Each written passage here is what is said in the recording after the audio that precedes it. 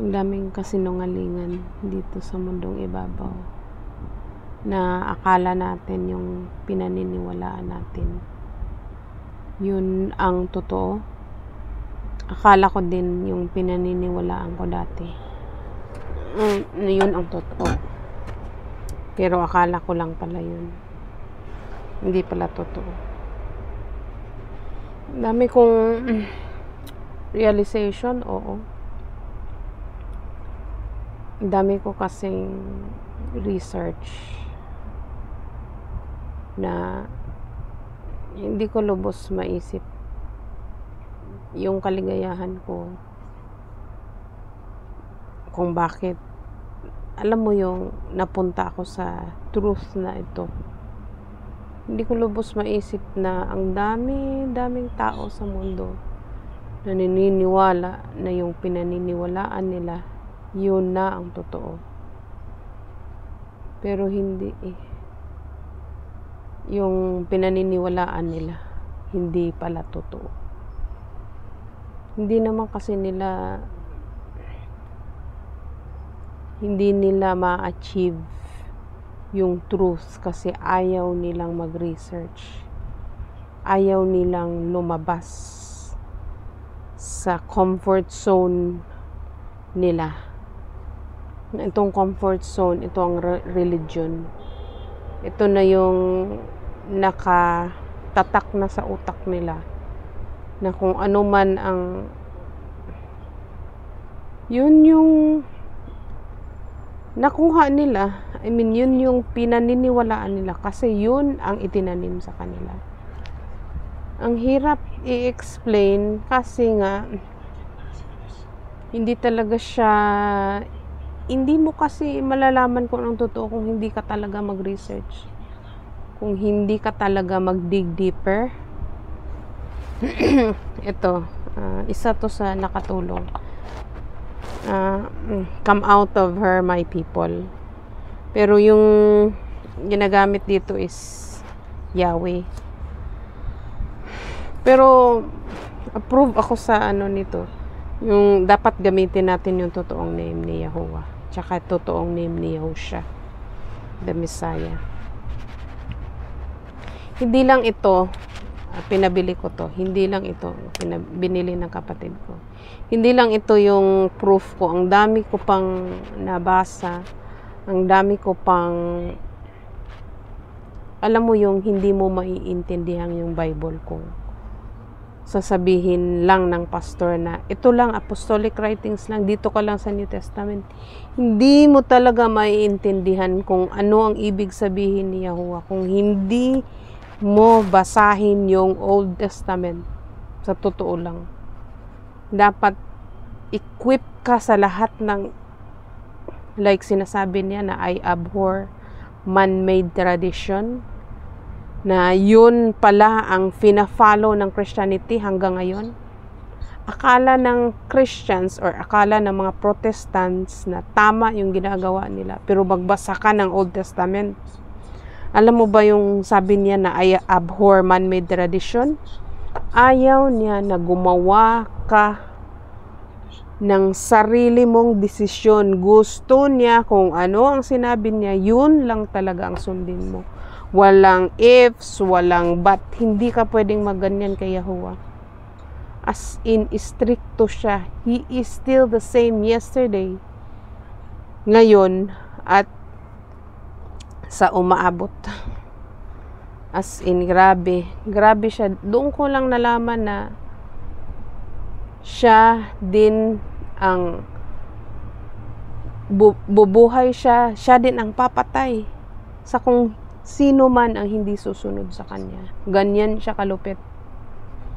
Malupit siya na, alam mo yung ang haba ng grace period na ibinigay niya sa atin. Na yung grace period na yun, aantayin niya kung kailan ka gigising. Aantayin ka niya, sa totoo lang, kung totoong anak ka niya. Darating at darating, maniwala ka, darating at darating na magigising ka sa totohanan. yung motto ko lang ngayon, kaya ka buhay ngayon, buhay ka pa ngayon. Kasi may purpose siya sa buhay mo. Maybe, hindi pa ngayon, hindi ka pagising ngayon. Or, it's a process kasi eh. Minsan, aabot ka pa doon sa difficulties ng buhay mo bago ka magising. Like, mahihirapan ka pa. Or, katulad ko, before, ang dami kong anxiety sa buhay. Ang dami kong insomnia. Alam mo yung, hindi ko naman, hindi ko siya hiningi na darating sa buhay ko. I mean, biglaan lang ba yung mga anxiety, biglang may mga instances na magti-trigger sa'yo na parang magpapanik ka, mga ganun. Basta, malalaman at malalaman mo ko. Ako nalaman ko kung anong purpose nung mga stages ng buhay ko na muntik na akong mabaliw, mga ganon na style. Kaya pala na umabot ako sa point na yun na almost magbe-breakdown na ako. Para pala hanapin ko siya. Hindi lang sa kung ano-ano man, hindi galing sa simbahan, hindi galing sa, kasi iba kasi yung sinasabi ng simbahan, hindi sila nakatulong sa akin. Alam mo yung sabi ng nanay ko, mag-pray ka lang, mag-ano ka ng verses about fear, about mga ganun. Pero wala eh. Wala talagang tumalab. Grabe na yung ano ko doon. Pero hindi sa ganun, hindi siya tatalab sa'yo. Kailangan mo talagang hanapin si Yahuwah. Kailangan mo siyang, alam mo yung not in your own understanding, pero kailangan mo mag-research talaga. Kailangan mong magbasa ng Old Testament tsaka New. Tsaka wag mong, alam mo yung sinasabi nila na, yung sabi nung religion mo na ganito dahil sa ganito. Alam mo, magbasa ka ng Bible na walang, alam mo yung doctrine na sinasabi nila sa'yo na ito dahil magbasa ka ng Bible na walain mo yung mga sinabi nila. Doon mo malalaman kung ano ang totoo talaga. At yung law and commandments, hindi yun nawala. Till heaven and earth pass away. Hindi talaga yun nawala. At hindi mawawala. Kasi yung Torah, si Yahushua, the Messiah, siya ang living Torah. Siya. As in, hindi mo kasi maintindihan pag hindi mo talaga siya hanapin, hindi mo i-research kung bakit hindi pwedeng mag-contradict yung old tsaka new. Dapat mag-jive sila. Yun talaga ang tandaan mo. Tsaka ito pa, pag hindi ka mag-research talaga, yung strong delusion for you to believe the lie, mas i-amplify pa sa life mo na hindi ka na talaga hindi ka na gigising sa matrix na kung saan meron tayo ngayon. Kasi itong mundong ito, it's all stage. Yung history natin from 1800s above, puro na yung kasinungalingan. Yung nangyari na sa atin after World War, parang World War II.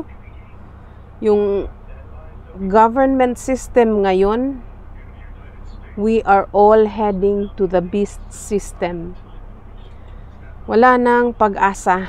I mean, kung ikaw man mag-vote, like, itong presidente na to, ito yung makakaano sa atin para sa more on good future. Pero wala nang hope, sa totoo lang. Wala na tayong future na titingalain kasi nga papunta na tayo doon.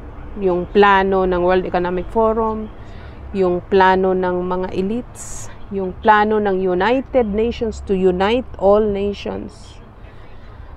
Anong ibig sabihin nun? I-unite ang whole nations. Yun yung purpose ni Nimrod, di ba? Si Nimrod, gumawa siya ng Tower of Babel.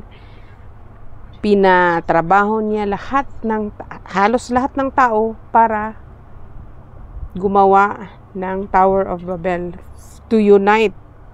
Pero hindi yan ang purpose ni Yahweh. In-scatter nga niya, iniiba-iba niya yung mga language.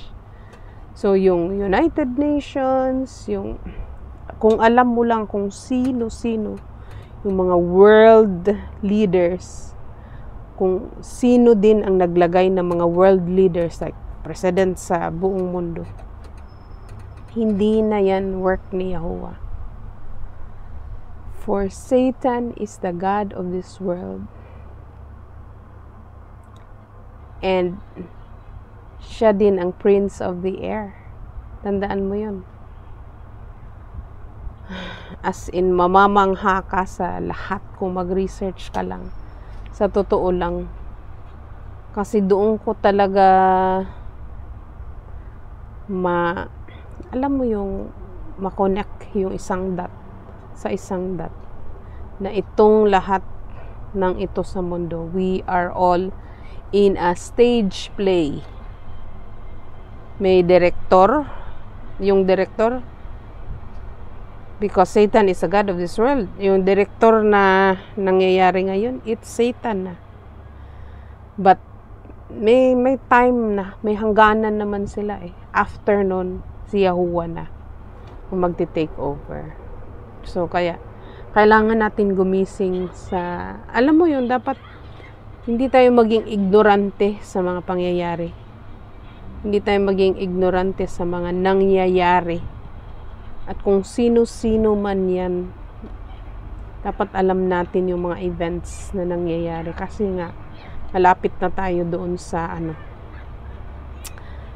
the end. Pero hindi naman yun sad ending eh. Kasi nga si Judah tsaka si Israel iisa. I mean, hindi na magvivex si Judah kay Israel. They will be joined together para ipabalik ni Yahuwah sa kanyang promised land. Yun. At yung mga scattered na totoong chosen people, babalik yun. And you will know talaga kung kasama ka doon. Kasi you are fighting to keep the commandments of Yahuwah. Dati ko pa lang na yan, ang tagal ko ng nagbe-memorize ng Bible verses. Pero yung maliit pa ako, mga 10 or 8, mga ganon.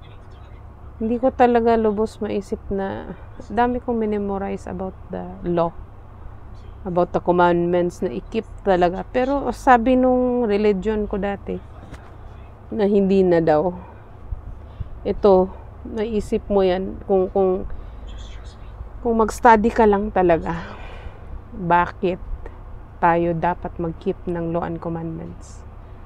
Dun, inaral ko din yan eh.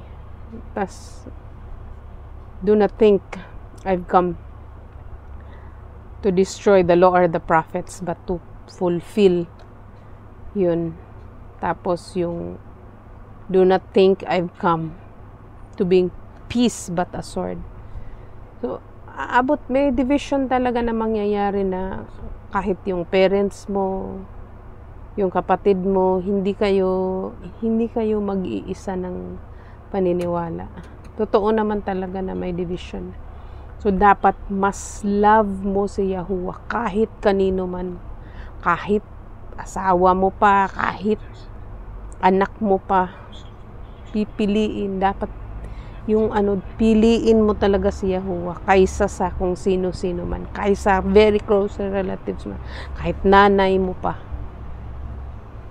Dapat si Yahuwah lang talaga ang pipiliin. Yun. Doon mo tas yung hindi ka natakot na mamatay doon.